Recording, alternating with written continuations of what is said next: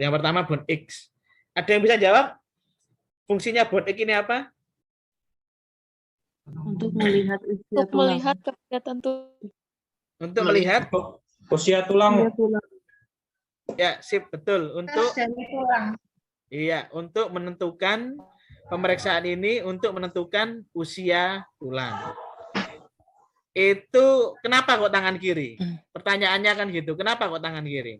Karena tangan kiri jarang yang jarang digunakan. digunakan. Karena tangan kiri jarang untuk beraktivitas sih, Pak. Ya. Betul Mas Eko ya. Jadi untuk bond X ini kan rata-rata untuk pasien umur 1 sampai 5 tahun.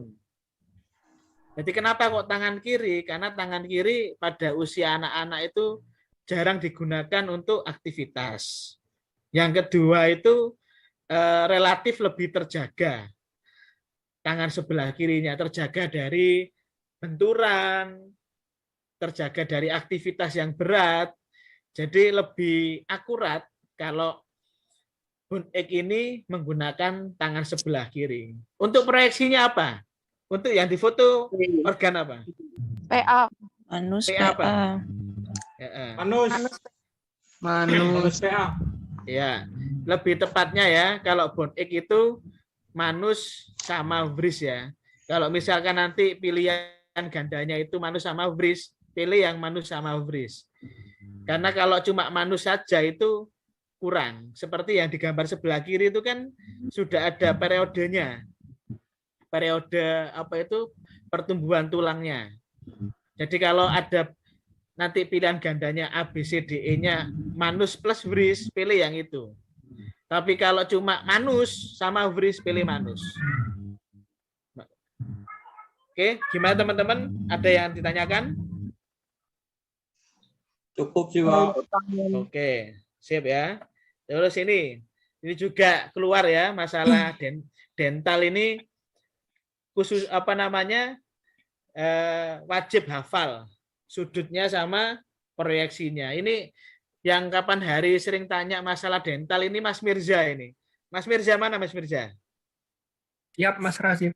Gimana Mas Mirza? Sudah hafal? Sudah paham tentang dental ini sekarang? Yang penangkapan saya kalau yang atas itu kaudal ya Mas, yang bawah kranial. Iya, betul. Sip, Mas. Terus, Mas? Untuk derajat proyeksinya selisih, ada yang selisih 5, ada yang selisih 10. Benar begitu? Iya, betul. Ini sudah saya rangkum, Mas Mirza ya, di layar ini. Jadi untuk RA itu rahang atas itu sudutnya ke kaudal. Kalau rahang bawah itu sudutnya ke kranial. Sedangkan untuk proyeksinya dihafalkan saja. 60, 50, 40, 30. Maksudnya 60 itu gigi insisif.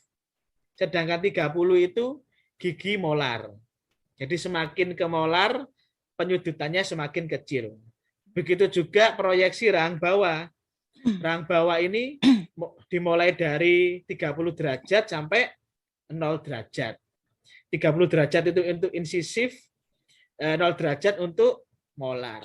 Jadi nanti misalkan teman-teman mendapatkan soal ya tentang dental ini, ada plus minus 5 derajat dari apa yang saya sampaikan di sini itu lumrah. Karena tiap literatur itu saya lihat-lihat semuanya juga plus minus 5 derajat. Tapi enggak usah khawatir karena nanti pilihan gandanya itu selisihnya lebih dari 10 derajat. Jadi yang pilih yang mendekati dari yang saya sampaikan di layar ini. Gimana? Ada pertanyaan lagi tentang gigi? Mas Mirza? Mbak Risa mungkin? Jadi Pak, kalau misalnya ada yang selisihnya kayak ada di pilihan gandanya 15 atau 25, itu kita tetap carinya yang mendekati 20 aja atau gimana ya Pak? Saya pernah temuin yang kayak gitu Pak. Iya, betul. Jadi misalkan ya, di soal itu yang keluar tentang rahang atas molar ketiga. Ini kan menggunakan 30, kalau sesuai dengan literaturnya kan menggunakan 30 derajat. Nanti pilihan gandanya cari yang kaudal 30 derajat. Tapi misalkan kalau enggak ada plus minus 5%, cari yang 25 derajat atau yang 35 derajat. Seperti itu. Karena nanti soal-soalnya yang bikin juga enggak mungkin dempet-dempet. Ada nanti misalkan A kaudal 30 derajat, B kranial 30 derajat, C kaudal 45 derajat, seperti itu.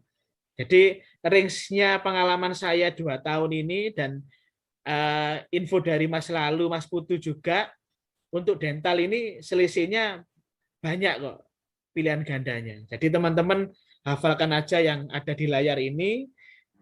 Nanti kalau tidak ada yang di layar ini, plus minusnya 5 derajat. Ada lagi, Mbak Risa? Gimana, Mbak Poca? Iya, Pak, udah ngerti. Oke, siap. Mbak Risa, gimana Mbak Risa? Sudah Pak, cukup Pak. Cukup ya. Oke. Terus ini juga keluar masalah cairan developer ini.